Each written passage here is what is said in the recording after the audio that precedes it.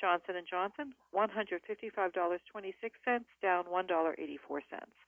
Home Depot, $353.74, down 92 cents. Intel, $20.74, up 60 cents. McDonald's closed at $296.32, down $5.59.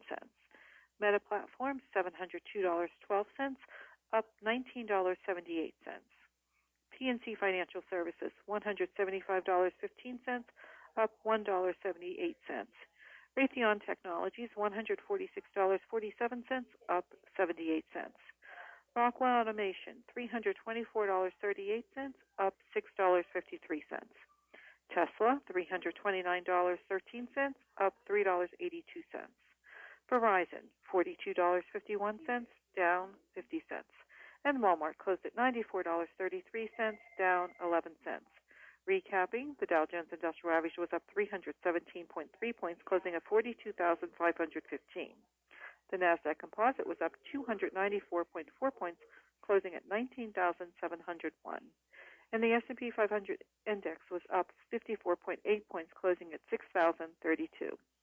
From the Uniontown office of Janney Montgomery Scott, LLC, member FINRA, NYSE, and SIPC, where we serve all of your investment needs. This is Angie Danko. Bogey's Restaurant at Duck Hollow Golf Club is open for the season. Check out Bogey's refreshed 2025 menu. Bogey's is now open 7 days a week, Monday through Saturday from 12 to 7 and Sundays 12 to 5. The golf season is also here with the Pro Shop open daily from 8 a.m. to 6 p.m. Golf 18 with a cart Monday through Friday for $39. The rate for 18 in a cart on Saturdays and Sundays is $49. Seniors 55 and over can play 18 with a cart during the week for just $30. You can purchase a special card that includes 20 18-hole rounds of golf with a cart for $660. That breaks down to just $33 a round, a savings of $16 off weekend fees. Looking at starting a golf league? Duck Hollow has league openings on Mondays and Fridays. Stop by the Pro Shop for more details. Bogey's Restaurant and Duck Hollow Golf Course. Call 724-880-9082 for golf tee times or for restaurant information today, or check out Duck Hollow on Facebook for weekly specials. I'll tell you what, Fayette County,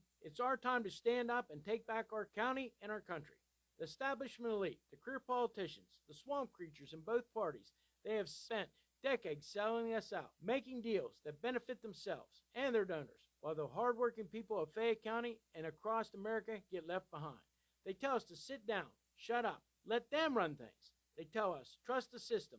But the system ain't working for us. It's working against us. Well, I've got news for them. We're not backing down. We're just getting started. We are the steel workers, the coal miners, the farmers, the small business owners, the first responders, and the families who built this nation with our bare hands. We work, we build, we sacrifice, and we don't need government bureaucrats telling us how to live our lives. They want more taxes. They want more regulations. They want more control. But we say no more. They want us divided. Black against white, rich against poor, rural against urban. But we see through their lies. This movement, the MAGA movement, is all about us coming together as Americans. We believe in freedom over control. We believe in fair elections over corruption. We believe in jobs over handouts. We believe in family, faith, and country. And let me tell you, I ain't here to play politics. I'm here to fight for you. That's why I'm running for re-election as your recorder of deeds. Not to be another politician, but to be a watchdog against corruption, to protect your property rights, and to make sure the government is transparent and accountable. And I promise you this, after I win the recorder of deeds, I'm not stopping there. These establishment politicians have been bleeding you dry, raising taxes, playing political games with your money for far too long. I'm going to put an end to that. They'll try to smear us, silence us, call us every name in the book, but they will never break our spirit. We are MAGA strong, America first, and unstoppable. So Fayette County, are you ready to take back your government? Are you ready to send a message to the swamp that we the people are in charge? Are you ready to stand up, fight back, and win? Then let's get to work. Tell your neighbors, because the Hillbilly MAGA train is leaving the station and we're taking our country and our county back. Full speed ahead. God bless Fayette County. God bless Pennsylvania. And God bless the United States of America. And God bless President Donald J. Trump. I am John Marietta, and I am the The Hillbilly. views and opinions expressed on this program are those of John Marietta and do not necessarily reflect the views of the Fayette County Recorder of Deeds Office or Fayette County government. This program is privately produced and funded, and no county resources are used for its production or promotion. I pledge allegiance to the flag of the United States of America and to the republic for which it stands, one nation, under God, indivisible, with liberty and justice for all.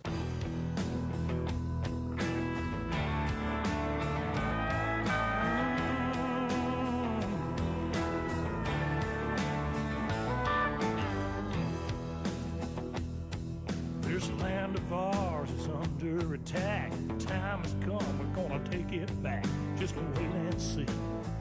Don't tread on me. I won't sit back, stand idly by. Watch the heart of my nation die. Oh, not me. Don't tread on me. Hey everybody, this is John Marietta, and I am the Hillbilly. And today's show is being brought to you by Miser's Garage and Tire Center, Mung's Auto Body, PatriotsOnline.com, Fayette County Recovery Storage and U-Haul, Country Motor Sales, JB Market in Dunbar, Tactical Civics, Solid Foundation Ministry, Highline Motorsports, Gun Owners of America, Hillbilly Jon Radio, John Marietta for We the People, The Ink Spot in South Connellsville, Thundering Hills Feed and Supply, the Fayette County Mega Patriots Group, and one more, the Independent Pen. Go to the independentpen.com. Check us out. We started our newspaper. It's online right now. We're going to keep moving forward with this. Hopefully, the first foldable hard copy edition, I guess you might call it, should be out by sometime in July. Okay, back to the radio show here. As iron sharpens iron, no one person sharpens another. Proverbs 27:17. Now, folks, welcome back to the Hillbilly Jon Radio Show, where the coffee is strong, the questions are honest, and the talk's as real as it gets. Let me tell you, we've got a special show for you today, the kind you don't want to miss, unless your idea of fun is watching paint dry. Now, I got a guest coming on who's got more layers than a church casserole and more sense than most DC all put together. Dr. Mike Termat. You might remember him as the former Libertarian Vice President nominee, or maybe from his time serving in law enforcement. Heck, he's even been in a White House economist under George H.W. Bush, what means he can actually count. And he probably doesn't need a slide rule. He can do it on his own. A skill some of the current leaders seem to have skipped class on.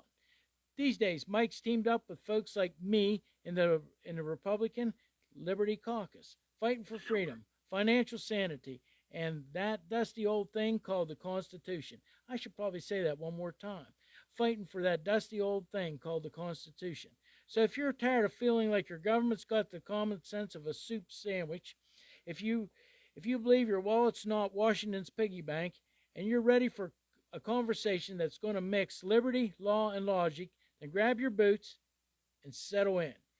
Sit on that chair, grab that cup of coffee, and listen to the Hillbilly Jon Show, where the truth don't need a filter and guests don't need a script. Let's get started. Hey, Mike, you there with me?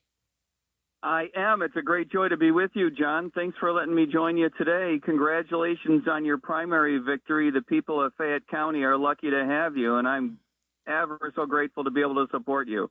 I thank you so much for that, and I know that your words are very kind. I want to thank you so much. I really do. You think about all the things that goes on and how people try to attack you, but I don't know. Somehow we overcame, and with God's help, we did overcome. It's not easy. it's not easy to run for office, and it's not easy to find great candidates to do so. Folks who haven't done it don't realize the challenges and the personal sacrifice. And I am ever so grateful, and I think the people of Fayette County should be grateful as well, to have candidates like yourself who are willing to stand up to the system and do it. So I thank you personally. Well, I got a couple things I need to talk to you about, but let's get to the elephant in the room right now. Maybe, and of course it isn't really an elephant in the room because you've been pretty bold about this. We wanted to try to get you on last week, and it just didn't work out for us, the scheduling. But you are now a Republican. Yes, sir. Yes, sir, I am. I've been a member of the Libertarian Party the past 14 years and have enjoyed it very much. The Libertarian Party has a lot of principles that align with my own, and I know align with yours, too. I know that you're an extremely liberty-minded individual. I used to be a member of the Republican Party way back in the day. I campaigned for the Bushes and people like that in the 90s and the 2000s.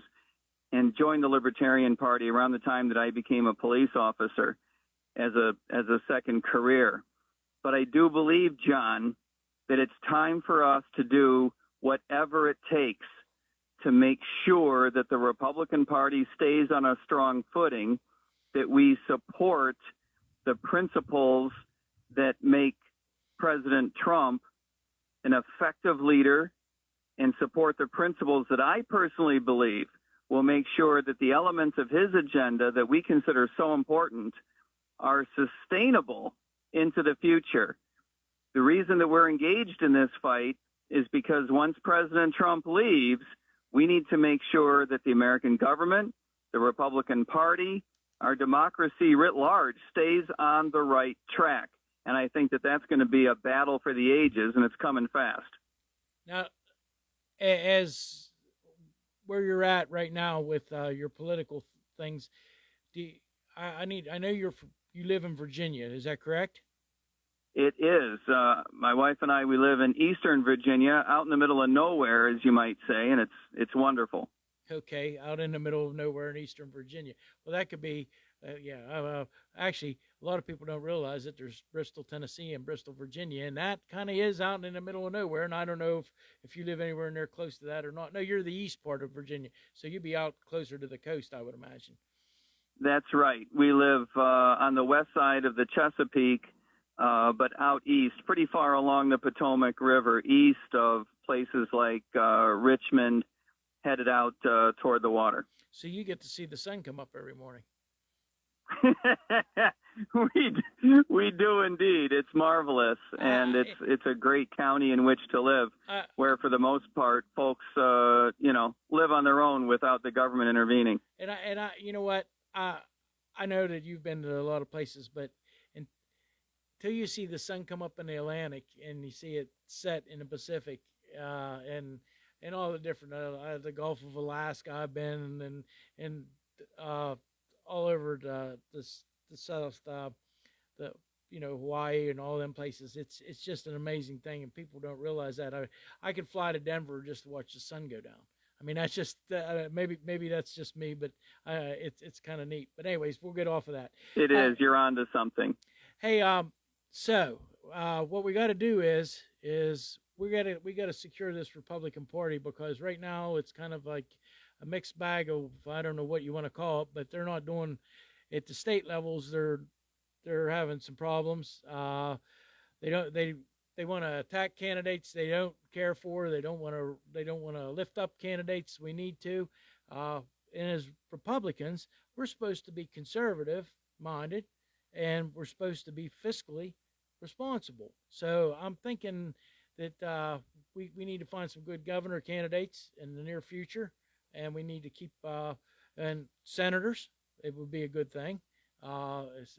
State senators, and U.S. senators, and people to go to the U.S. House of Representatives too. I think that's the biggest thing we have to do. I agree wholeheartedly. And that's where we're going to be focused in the Republican Liberty Caucus. The Republican Liberty Caucus is that part of the Republican Party that focuses on fiscal conservatism, free markets, adherence to the Constitution, and a common sense foreign policy, all of which I believe fits squarely in the president's agenda. And I think that one of the things we need to get really good at, I don't know that we are really good at it yet, is making these values and these principles sustainable. Just like you just so perfectly articulated, I worry about state houses where there's not enough fiscal conservatism, where there's not enough support for a deregulated environment, where there's not enough respect for the Constitution and free markets. I worry about that very much. I worry about it, to be honest, John, I worry about the federal level as well. We need to support candidates for Congress who are going to do a good job of limiting how much money our government spends, because the alternative is a very, very ugly picture. We are headed toward a deep, deep financial problem, a problem with the federal debt if we don't get on a good footing here pretty quick. And to manage that situation, I think we need all the fiscal conservative support we can get in Congress. I think being able to change the debt, even at the county level, school district level, whatever, we have to take time to look at things a whole lot differently than we have for the last 30 years, maybe even longer than that, because we went from an era during the 50s where money was never a problem. I mean, it really wasn't. Then we went into the 60s. Then come along Vietnam, and that was one of the things that I'll never agree with. We should have never been in Vietnam. But anyways, I think we have to keep moving forward, and I think some of the cyber currency is something that we have to embrace in order to make these things happen over the next few years. I agree with you completely. Not only do we need competition in terms of currencies, but we need alternative payment vehicles. And we need to respect, John, in my view, we need to respect Americans' ability to make decisions for themselves. Exactly. That means not only how you make payments, how you reserve your wealth, how you invest, the currencies that you use, but it also means maintaining your own personal privacy. A currency that allows the federal government or any other government, whether it's domestic or foreign, to keep an eye on your transactions, how you live your life, what you do with your money, that is not something that we can tolerate, and it's not something that we should tolerate. And so I believe in using a currency that will maintain our privacy, but at the same time, as your listeners will recognize, that presents a technological capability for the government to insert itself, which is why we need not only to support electronic currencies, but we need to keep the government the hell out of it, because that would undermine the whole point. Well, one of my favorite quotes from Ronald Reagan is he always said, the worst thing you can hear is, I'm from the government and I'm here to help. And that's become a problem. I mean, when you really think about what he was saying there, I mean, we're overtaxed, and the taxation without representation it's there. And our founding fathers right now, a long time ago, we would have been fighting. I mean, literally fighting, because they actually went to war over a tax on tea. So think about where we're at right now. And I don't think people realize that. They just keep paying taxes and thinking like, well, I can make more money and I can offset the amount of taxes that I'm paying. But it's almost like the government's formed a racketeering aspect. Yeah, I mean. Well, of course, you're exactly right. And it's just like the old metaphor about boiling a frog to death. You know, it turns up a little bit of temperature here and there, and before you know it, it's too late.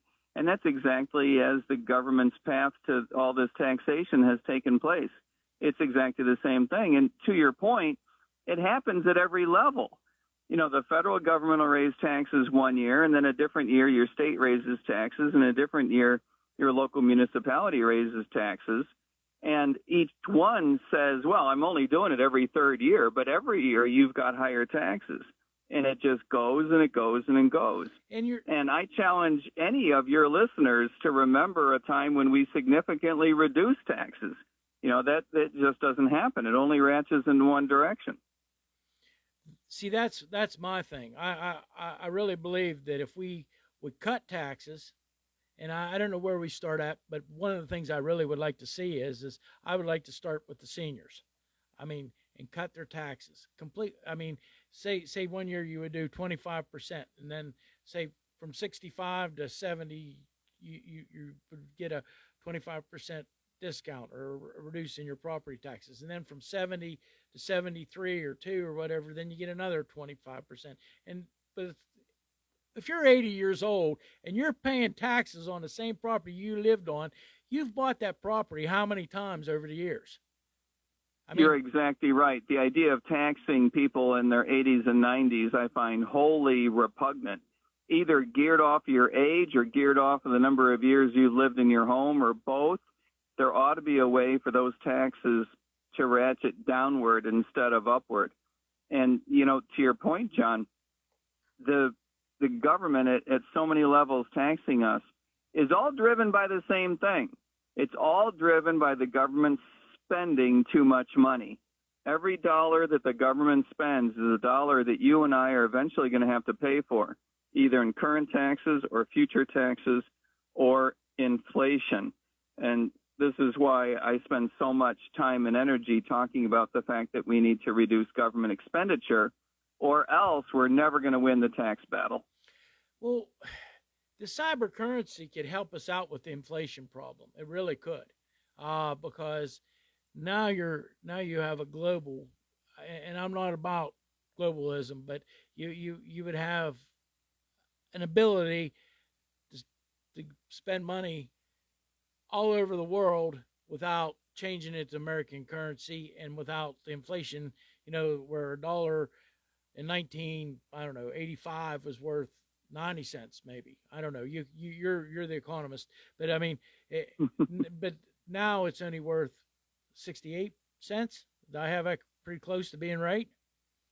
That is pretty close to being right. And to your point, if we had a currency that was outside of the control of the Federal Reserve System, exactly, which constantly devalues our currency, and we were not subjected to all of this inflation, it would absolutely help ends meet, because as we all know, the rate at which job wages increases does not keep up with the rate of inflation.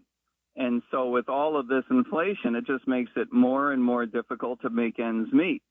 So anything that you could do to stabilize the value of our currency. I love your idea of cyber currencies.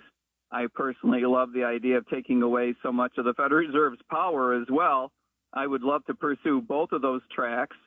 But any way you look at it, we need to stop the government from undermining our way of life and our ability to make ends meet. Well, the other thing we have to do in this country is we have to grow it here, we have to process it here, and we can eat it here, or buy it here and then eat it here. I mean, that's one of the things that I really feel that has to happen. I mean, this country was built on agriculture, and I think we've got away from that. And I think agriculture has to be one of the biggest things to help reduce the amount of taxes we pay, how to develop the economy, grow more, or grow it forward.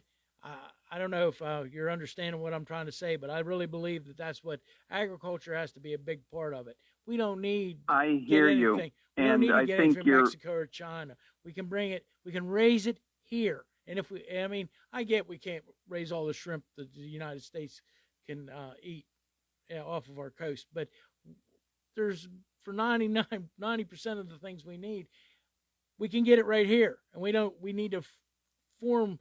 It needs to be America first. And like I always say, it could be Fayette County first. And I know you've heard me say that already. I love the idea of Fayette County first, and I love the idea of free markets so that these markets for our farmers can develop it the way they should, especially in the realm of energy. It drives me insane that the energy that is so critical to mining interests, to agricultural interests, to manufacturing interests, especially in places like Fayette County, especially in places like Pennsylvania, but all over the United States, it drives me insane that the energy that's so critical to developing these sectors is so expensive, specifically because the government makes it so difficult to refine the oil that we need, to pipe it from the crude from one place to another that we need, that the federal government does not let us drill in the least expensive places, that the federal government makes it so difficult to develop nuclear energy, for example. Every way you turn, government regulation makes the development of these sectors more expensive rather than less expensive. And that's something that we as Americans should not be tolerating. I agree with you 100%. The other thing is I agree with all of this.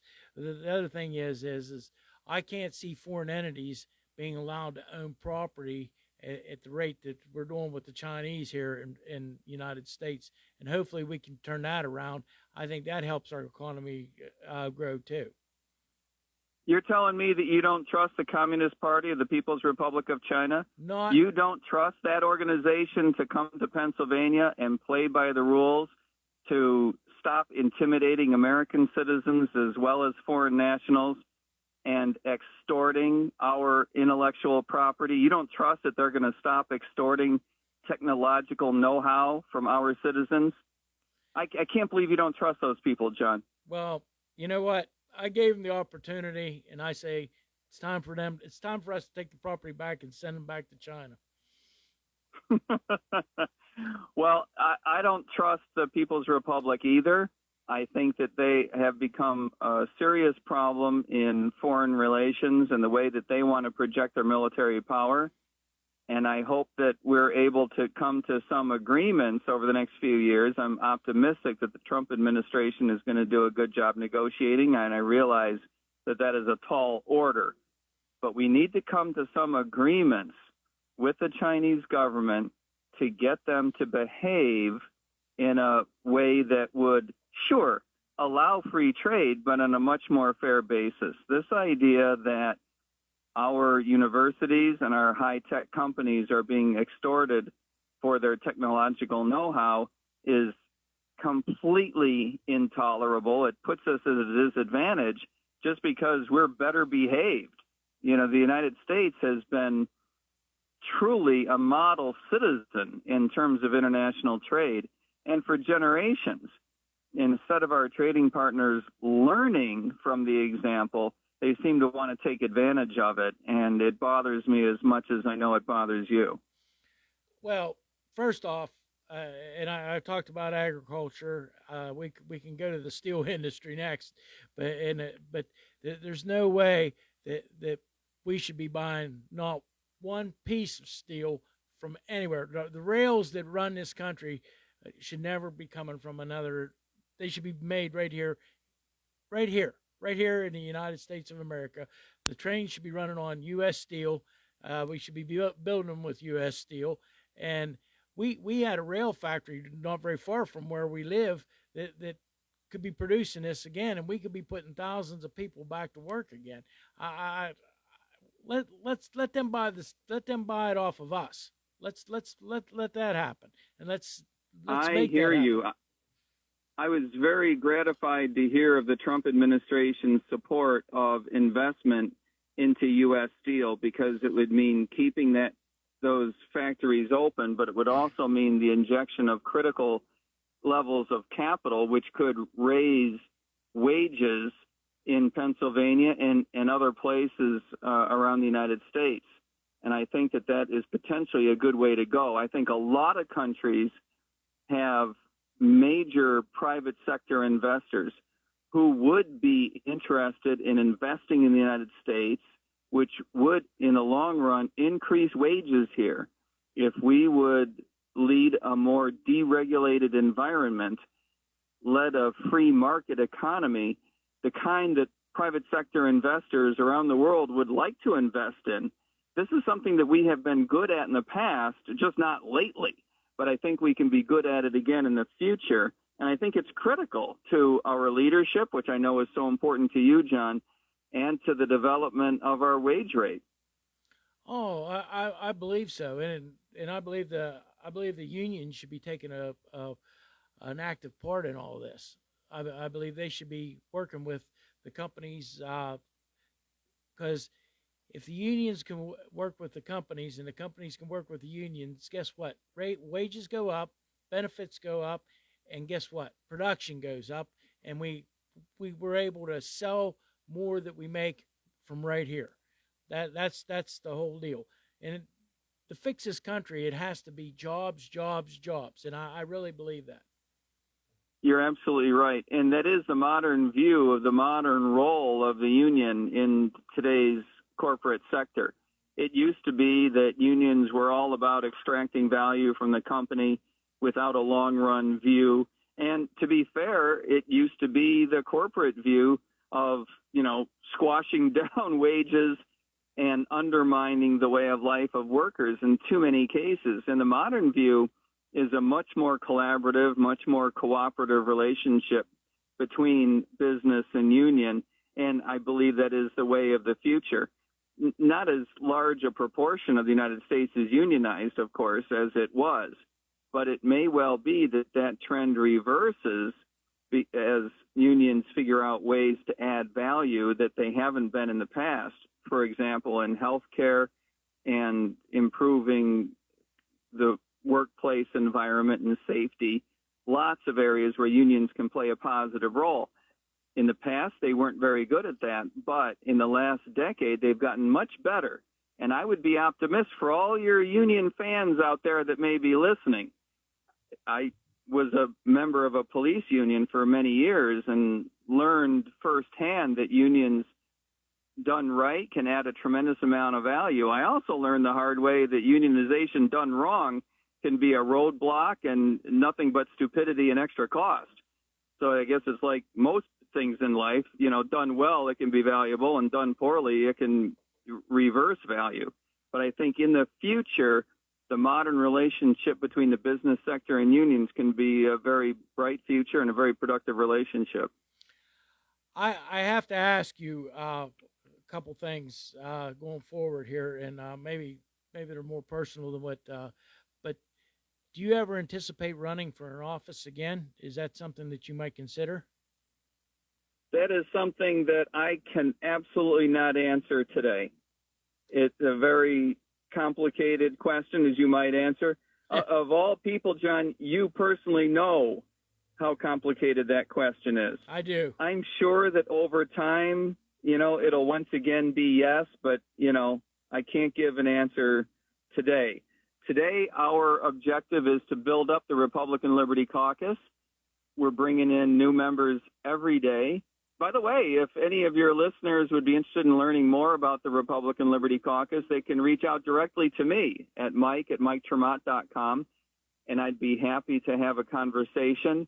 It's the kind of thing that's for a lot of folks. If you're someone who believes in free markets and fiscal conservatism and the Constitution and common sense foreign policy as opposed to becoming embroiled in other people's wars every month, then the Republican Liberty Caucus is for you. It is the caucus that's going to stand up for the Constitution to make sure that our government and the Republican Party go in the direction we want it to go in the future. We're going to have to talk about this today. We'll probably talk about it again. Where do we have to stand with Israel? I believe we have to stand with them going forward. I understand, but that has to happen. I don't want to see boots. I don't want to see none of our boys over there fighting. I really don't. Well, I agree with you. I don't want to see boots on the ground over there either. And I think that President Trump has a very challenging series of decisions to make here. I don't envy the difficulty of these decisions that are required. On the one hand, Israel has been a tremendous ally to the United States. They are the democratic institution in the Middle East. And the idea of standing with Israel in order to foster democracy around the world is in America's interest. And I agree with you that avoiding boots on the ground is absolutely important. You said something earlier, John, in your show. you said, which I don't believe is completely unrelated. You said you wish that we had never been in Vietnam. And I agree with you tremendously. You've got a lot of viewers who aren't going to be able to appreciate what we're talking about. You got, youngsters, go ask your dad, right? Go ask your mom, go ask your aunts and uncles, or your really young viewers might have to ask their grandparents. But Vietnam was a bad idea from the get-go. And I don't mean that it was an unpatriotic endeavor by people who hated us that were driving the American government. I know it was people who meant well, who thought they were standing up to the spread of communism that was going to undermine our way of life around the world. I understand that. I'm not trying to suggest someone should hang for treason, but it was a bad idea. And it feels, John, like we didn't completely learn that lesson. It feels like in the 50 years since we got out of Vietnam, we keep getting involved in foreign wars one after another. And in some cases for very flimsy reasons. In some cases, it feels like the right thing to do. It turns out later to have been the wrong thing to do. And I hope we don't make that mistake all over again. It's one thing to stand with an ally as a bastion of the democratic institution. And it is another thing to become embroiled in someone else's war. And I think that that's a bright line distinction that we need to make. Well, one thing that you just said, I'd be almost willing to bet about anything that we have consultants there right now, in some form. I don't know if it'd be from more military but we definitely do.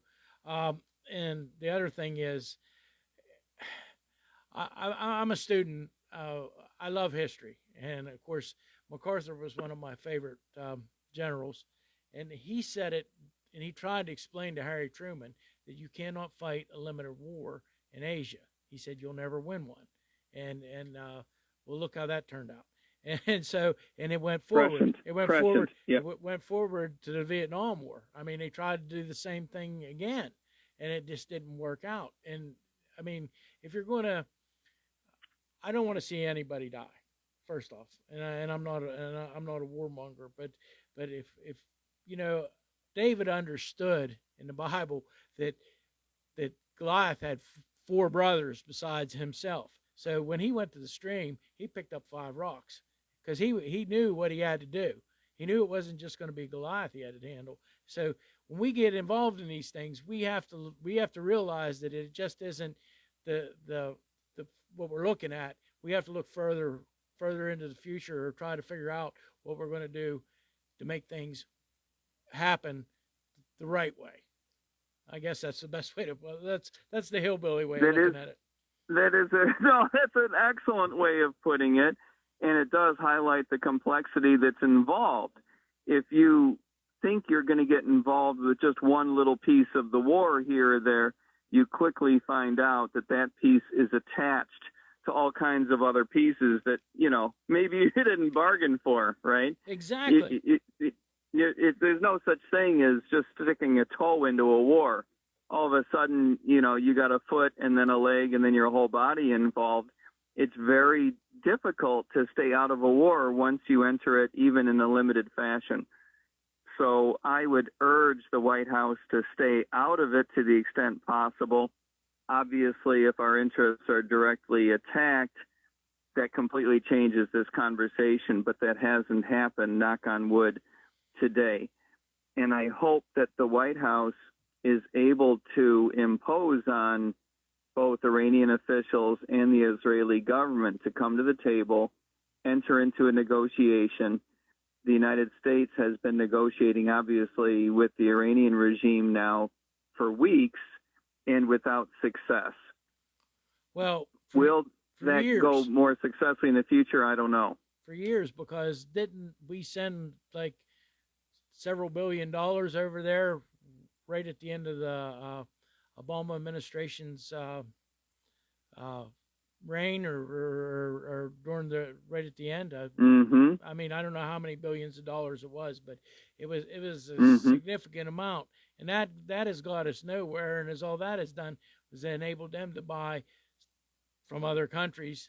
So I'm not agreeing with that.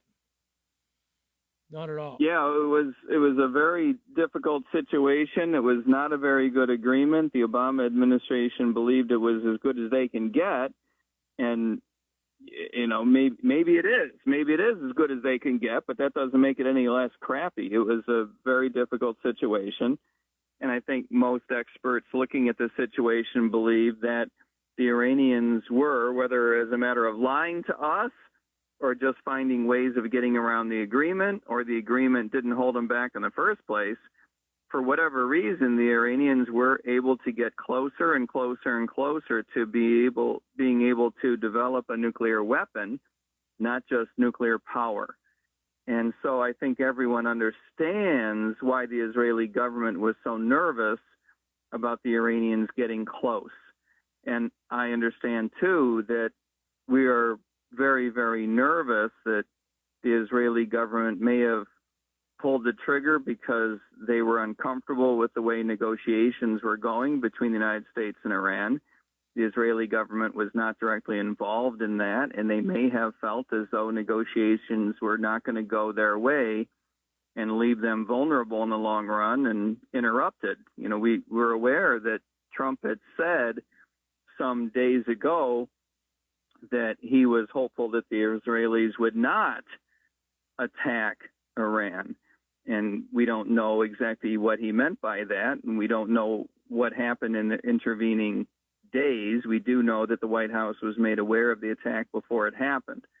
Whether he gave a green light for the attack or not, we don't know. But here we are with a negotiation up in the air. It's certainly not obvious that anyone is going to come to an agreement. The technologies required in maintaining an agreement are very, very tricky. We probably need someone to agree to work with Iran for the sake of inspections, for the sake of development of power generation, but at the same time make sure that they are unable to get a nuclear weapon. So I think it's very tricky. I think it's very complex. And I worry very much that we're going to get a good agreement at the end of the day. And I know you're worried as well. Well, yeah, it is a worry, because my feelings is that if they don't get their way, if we can't come to some kind of agreement to shut these people down, they're going to do things right here in our country. They're going to try to do things to stymie us. Maybe they even try to get us. There might be a terrorist attack right here, and that's what my biggest concern is right now. Right now, you mean you're telling me that you don't trust the Iranian government, you don't trust the Ayatollah, you don't trust the Islamic Republic that has a history of projecting power through these various terrorist proxy groups around the Middle East. You don't trust that group to leave us alone? Is that what you're saying, John? You don't trust them? Less than the Chinese. How's that sound? Wow. Well, I get it. There's a lot there to not trust and a lot to worry about. That doesn't necessarily mean we should be intimidated into cutting a bad deal, but it does mean that post-haste, we need to figure this out. Absolutely. This is not a situation that you can just sort of pray over for the next, decade and hope everything turns out okay. One of the things that I know that we're going to cut, we're almost out of time, but I wanted the taxes that with Thomas Massey in this big beautiful bill, and I know it. I agree with him 100% about the line item situation. It needs to be resolved, and we need to do that right now in Congress. How do you feel about that? I agree with you. I've long believed that we need a line item veto power for the president to remove items from a budget. It's a tricky thing because it means passing new law to get that done. It can't be done through executive order. It cannot even be done through a budget resolution in Congress. You're going to need the Senate, the House, and the White House to all agree, and that is not an easy thing, as you know, to accomplish, particularly because even if Congress were on board, Congress might include things in the same legislation that the White House, that the administration did not approve of. But it is a pathway to greater fiscal responsibility. In the long run, it alone will not be the silver bullet we need to reduce government spending enough to stave off a financial collapse. In the long run, we are going to have to get used to the idea that we're going to have to reform our entitlement programs.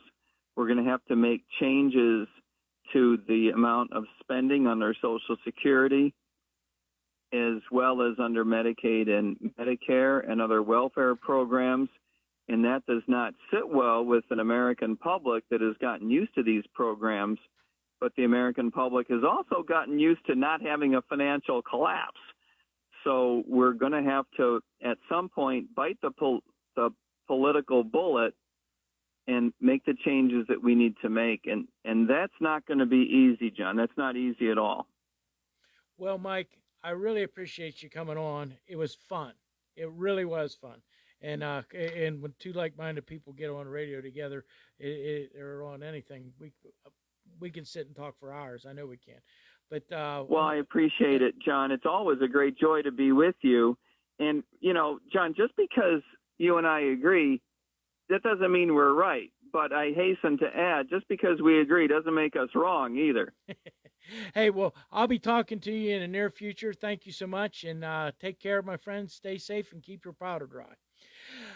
On this road called life, you have to take the good with the bad. Smile with the sad, love what you got, and remember what you had. Always forgive, but never forget. Learn from your mistakes. People change. Things go wrong. Just remember, the ride goes on. God bless each and every one of you, and God bless America. I am John Marietta, and I am the Hillbilly.